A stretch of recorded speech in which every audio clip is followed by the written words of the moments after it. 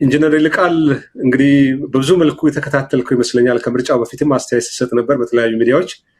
ዛሬ ደግሞ አይነቱ የተለየ ነው። ሰባተኛው ሀገራዊ ምርጫ በምን ቃላት ለመግለጽም ተቸግረናል። እንደው ማዋጣት ያስፈልጋል ቃላት ምርጫ ብሎ ለመጥራትም ስለሚከብድ እንደው በቀልድም በሌላም እንደው በአጠቃላይ በሀገሪቷ ውስጥ ያዩ ምናልባት ከሰዎች ከፖለቲከኞችም ከጋዜጠኞችም ከሌላም አካል ጋር ትገናኛለህና አጠቃላይ በዚህ ምርጫ ላይ ያለን ትብዝት እንደው የዛሬውን ቀን ብሎ በተመለከተ አጭር ትዝብትን አጋራንና። ደስ ብሎኛል ብል ይሻላል። ዛሬ ደስታ የሚባል አይደለም በአገር ጉዳይ እንደዚህ ማላገጫ ነገር ሲፈጠር፣ ግን አንዳንድ ጊዜ ነገር ለበጎ ነው ይባል የለም። መጀመሪያ የነበረኝ ግንዛቤ እኔ በቃ ዓለም በውል የኢትዮጵያን ጉዳይ አልተረዳውም። በጣም ፕሬሲንግ የሆኑ ጉዳዮች በተለያየ ሁኔታ አሉ። በአገራችንም ደግሞ ብዙ ያልተማረና የመረጃ ክፍተት ስለሚኖር ነገሮቹን ላያውቅ ይችላልና ይሄ ሰውዬ ደግሞ ማጭበርበርና ማደናገር ስለሆነ ስራው ወደዛ ደረጃ እንዳይወስደውና የሚቀጥለውን ነገር ትንሽም እንኳን የሌጂቲሜሲ ሽታ ማግኛ ይሆነዋል ብዬ ምርጫው መኖሩን በጣም እንደ መጥፎ ነገር አያው ነበር ማለት ነው። እና በቻልነው መጠን ደግሞ ያንን ማጋለጥ እንዳለብን አስብ ነበር በመጀመሪያ የነበረኝ ሐሳብ። አሁን ግን ይሄ ነገር መፈጠሩ ከምንፈልገው በላይ ነገሮችን ሁሉ ለማጋለጥ አንድ መልካም አጋጣሚ ሆኖ የመጣ ኢቨንት ሆኖ ነው ያገኘሁት። እኔ በእውነት አይደለም ዓለም ሁሉ የኢትዮጵያን ሁኔታ እንዴት እንደሚረዳው አክሮስ ዘ ቦርድ ዓለም ላይ አጠቃላይ ያሉ ዋና ሚዲያ የተባሉ መጽሔት ይሁን ጋዜጣ ይሁን ሚኒስትሪ ሚዲያ ይሁን ቴሌቪዥን ሁሉም ያሉት ሚዲያዎች ሁሉ ኢትዮጵያን እንዴት እንደሚያዩዋት ይሄ ወቅታዊ ነገር አብይ በማምጣቱ ነገር ለበጎ ነው የሚባለው እንዴት እንደሚረዱንና ያለንበትን ሁኔታ በሚገባ የተረዳበት ህዝቡ መሬት ላይ ያለ ሁሉ እንዴት እንዳለ የታወቀበት የፋኖችምና አጠቃላይ የታጣቂዎችምና በኢትዮጵያ ውስጥ ያለው ትግል የደረጃ እንደደረሰና የህዝቡንም የስነልቦናና ያመለካከት ትግል የት እንደደረስ ሁሉን ነገር ማረጋገጫ ሆኖ ስላገኘሁት እኔ ዛሬ በአጠቃላይ የተረዳሁት ያብይና ግሳንግሱ እስከ ደረቱ ድረስ ተቀብሯል። ከዚህ በኋላ ጭንቅላቱን መድፋት ብቻ እንደቀረ ነው የሚታየኝና በዚህ አጋጣሚ ይሄ ነገር እንዴት እንደሚረዷት ኢትዮጵያን እንዴት እንደሆነ አርቲክሎቻቸውን የሰጧቸውን ርዕሶች ባየው ጊዜ ሁሉ እኔ ትግላችንን ዓለም እንደተረዳውና እንዴት አድርጎ ሁኔታዎችን እንደተገነዘበ ስለተረዳው እውነት ለመናገር እንደው በዚህ ሀገር ቋንቋ ብለሲንግ ኢን ዲስጋይስ እንደሚባለው ምርጫው ነገር ለበጎ ነው ሆኖ እንደመጣ ነው ያየሁት። በእውነት አይደለም ከልቤ ነው ደግሞ ይሄን የምናገረው። ብዙ ነገርን ገላልጦ አሳይቶልናል። ከዚህ በኋላ ቀሪው ጊዜ የት እንዳለን ሁኔታዎችን እንደ ዓለም እንዴት እንደሚረዳ ህዝቡ እንዴት እንደሆነ የመንግስት የሚባለው ነገር ራሱ የመፈጸም የማስፈጸም አቅሙ ምን እንደሆነ እና አብይ ማደናገር ብቻ ነው ፖሊሲው። ማደናገሩ ደግሞ እንዳልከው እውነት በወጣ ጊዜ የቀጣፊን ነገር በእውነት ስለሆነ የሚረታ ያ ማረጋገጫ ሆኖ ነው ያገኘሁት። ከንፈር እየመጠጡ አንዱን እያሸሟጠጠ ምንዘልቅበት ሁኔታ የለም። የህልውናው ጉዳይ በጣም ፈታኝ ነውና እንደው ይህንን በቀጥታ ስርጭት ለሚመለከትም ተመልካች አድማጭ መላው ዓለም ለሚገኙ ኢትዮጵያኖች እንደው መውጫ መንገድ በተመለከተ ምክረ ሀሳብ ካለ የኢትዮጵያ ዕጣ ፈንታ ከዚህ በኋላ ሰውየው ጠቅላይ ሚኒስትሩ ያው ጠቅላይ ሚኒስትሩ ነው ይቀጥላል 5 ዓመት 10 ዓመት እያለ የሚገዛ ህዝብ እስካለ ግን የቅቡልነት ያለው መንግስት ኢትዮጵያ ውስጥ ማካሄድ አይቻልም። ከዚህ በኋላ ትግራይ ተነጥላለች፣ እዚህ ምርጫ አልተካተተችም፣ ግራ አጋቢ ነገር አለው። ከዚህ በኋላ በተወካዮች ምክር ቤት የሚወጡ ህጎች በሚጸድቁ ህጎች ተተዳደራለች። ጥያቄ ማንሳት ነው። አማራ ክልልስ ከዚህ በኋላ ኦሮሚያ ክልልስ አሁን ነፃና ፍትሃዊ ምርጫ ያደርገናል፣ ስለዚህ መስከረም 2019 የሚመሰረተው ህዝባዊ መንግስት ነው ብለው በአደባባይ ይነግሩናል። ነገር ግን የአማራ ህዝብም የኦሮሞ ህዝብም የትግራይ ህዝብም የራሳቸውን ሰዎች ባልወክሉበት ምርጫ ባልተካሄደበት ሁኔታ ይሄን ተቀብለው እንደው ጠቅላይ ሚኒስትሩ ሆይ ሺህ ዓመት ይንገሱ ብሎ መዝለቅ አለበት ወይስ ምን ይደረግ የሚለው ላይ ማተኮር አለበት?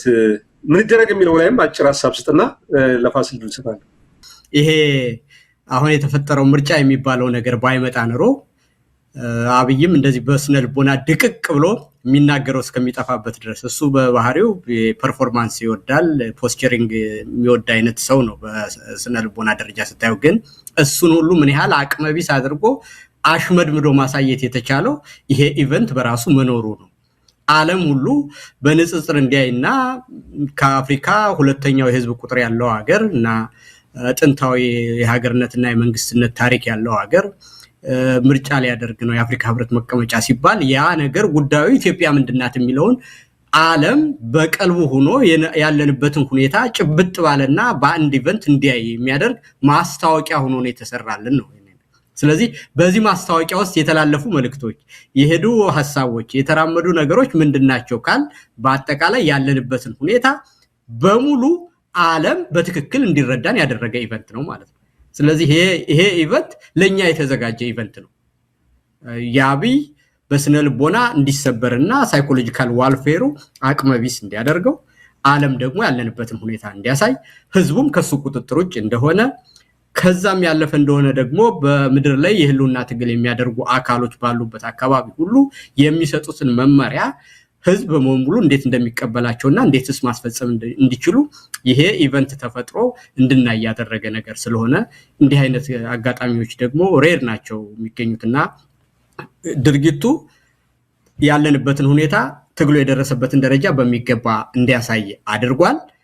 ከዚህ ደግሞ የምንረዳው ነገር መንግስት በስነ ልቦና ምን ያህል እንደተዳከመና ወደ ውጤት እንደደረስ አይተነዋል። የአምባገነንነት መገለጫ አይደለም እኮ በኢህአዴግ ጊዜ ያለው እንትኑ ፉል ኮንትሮል ኦፍ ካንትሪ ያለው ናሬቲቭ አለው ሚዲያ ያለው በዛ መሰረት ገጠር ድረስ ቦዲ ላንጉጅ ሳይቀየር የመለስን ንግግር የሚናገር ጠፍንጎ የሚገዛ ድርጅት ነበር። ምንም ጥያቄ የለውም። እንደ ተቋሚም የመንግስት ሰራተኛ ሙኜ አውቀዋለሁ ማለት ነው ሀገሩ። አሁን ግን የመንግስት አይዲዮሎጂ የለ። የኢትዮጵያ ህዝብ መንግስታዊ በመሆኑ እኮ አሁን የአበበን እኮ ንግግር የአበበ አካሉን ብስጭት እኮ ማየት ትችላለህ። ታግዬ እንደዚህ ያዋረድኩት አቅመቢስ አረኩት የታባቱ ነው ማለት የሚገባው አይደለም። ግን መንግስት በዚህ ደረጃ ተዋርዶ መንግስት ነኝ በማለቱ ተበሳጭቷል ማለት ነው። በሌላ አነጋገር ምን ያህል ይሄ መንግስት እንደተዋረደና እንደወደቀ የሚያሳይ ነገር ሆኖ ይሄ ምርጫ አልፈዋል ማለት ነው። ስለዚህ ቅሬታችን ካለ በአብይ ሳይሆን የተቀየምን ሀገረ መንግስት እያለን እውነተኛ ህዝብ ሆነን በመንግስት ቦታ የተቀመጡ ሰዎች እንደዚህ የሌጂቲሜሲ ሽታ የሌላቸው ራቁታቸውንና እርቃናቸውን ሲታዩ ምን ላይ እንዳለን በሚገባ እንድንታይ ያደረገ ስለሆነ የወደፊቱን ነገር በመቋጨት ረገድ አስረስም እንደተናገረው ብሔር ዘለል ሊሆኑ የምንገኝበት ሁኔታ እና ስልጣን ላይ ያለው መንግስት በጣም ተቃርኖ ያላቸው ናቸው። ስልጣን ላይ ያለው መንግስት ኃላፊነት ኑሮት ችግሮችን መፍታት፣ ቁስሎችን ማድረግ፣ ህዝብን የጋራ የሚያደርግ ነገር ማድረግና የህዝብን ስነልቦና መገንባት ነው የመንግስት ስራ የነበረው። የዜጎችን ሰላምና ደህንነት ማስከበር ነበር። በተቃራኒው ግን ስልጣን ላይ ያለው መንግስት ልዩነቶችን ማራገብ፣ ህዝብን ከህዝብ ማጋጨት፣ ሰላማዊን ሰው መረበሽ፣ በራሱ ውስጥ ያሉ ካድሬዎችም ሆነ ወንበዴዎች እንዲስፋፉና መንግስት ህዝብ እንዲረበሽ የሚያደርግ ነገር ስለሆነ ወደፊት የምናደርገው ትግል እና ኃላፊነት ሁሉ በሚዲያዎች ውስጥ መሬት ላይ በሚታጠቁ ኃይሎች ውስጥ በሲቪክ ማህበራት ውስጥ ወድቋል። ስለዚህ የምናደርገው ትግል ኃላፊነታችን እጥፍ ድርብ ነው። ይህን ስርዓት ማሸነፍን አንድ ነገር ነው ማጋለጥ፣ በሌላ አነጋገር ደግሞ በህዝብ መካከል አንድነትን መፍጠር፣ በቡድኖች መካከል አንድነትን መፍጠር፣ በአጠቃላይ የዚህ መንግስት ስትራቴጂ ማሸነፍ አንዱ ስልት ነው። ልክ የቻይናው ዋና የጦር ስልት አዋቂና ስትራቴጂስት ሳንሱ እንደሚናገረው የመጀመሪያው የጦርነት ዋናው ነገር ሳይዋጉ ማሸነፍ ስለሆነ ስትራቴጂውን ማሸነፍ ነው። ቀጥሎ ደግሞ አላዮቹን ማሸነፍ ነው። ከዛ በኋላ ሰራዊቱን ማሸነፍ ነው። ትንሹ ስራ ከተማን መቆጣጠር ነው። መጨረሻ ላይ በሲጅና በኢንሰርክልመንት መጨረስ ነው ነው የሚለው ይሄ ስትራቴጂ። አሁን በዚህ ደረጃ ስናየው ስትራቴጂው ተሸንፎ አጠቃላይ መለያየት፣ ማጭበርበር፣ ማታለል፣ ማደናገር የነበረው በይፋ ራቁቱን ትክክለኛ ገጽታው እንዲታይ በማድረግ የመከፋፈል ሴራውን ደግሞ ወደ አንድነት በመሄድ ስትራቴጂውን አሸንፈነዋል። አላዮቹ የነበሩትን ነገሮች ሁሉ ደግሞ ቆራርጠን ከኤርትራ ጋር ነበረ፣ ከሱዳን ጋር ነበረ፣ ከሶማሌ ጋር ነበረ፣ አማራና ትግራይን ማጣላት ይፈልግ ነበረ። እነዚህ ኃይሎች ደግሞ አንድ በመሆን አላዮቹን እየነጠቅ የሱን አላዮች እያሸነፍን ወደ አንድ ደረጃ መጥቷል። አማራን ትምክተኛና ነፍጠኛ ብሎ ሌሎች እንደተበደሉ አድርጎ ገደል መፍጠር የሚፈልገውን የፋኖ ይዞት የተነሳው የህዝብ ግንኙነትና የአስተራር ደረጃ ሚዲያዎችም የያዛችሁበት ናሬቲቭ ያንን ስትራቴጂውን በማሸነፍ ደረጃ ብዙ ርቀት ሄደናል። ስለዚህ እነዚህ የተጀመሩ ነገሮች ሁሉ ግን ያለንበት ሁኔታ በጣም ስስና አደገኛ ሁኔታ ነው። የሶሻል ሚዲያ ዘመን ነው። ህዝብ በቀላሉ መነሳሳትና ወደ አልተፈለገ አቅጣጫ የሚሄድበት ሁኔታ የሶሻል ሚዲያ ዘመን አደገኛ ስለሆነ እነዚህ ነገሮች በኃላፊነት መስራት፣ ትግሉን ማሸነፍ ተጣምረው መሄድ ያለባቸው ነገሮች ናቸው የሚል እምነት አለኝ።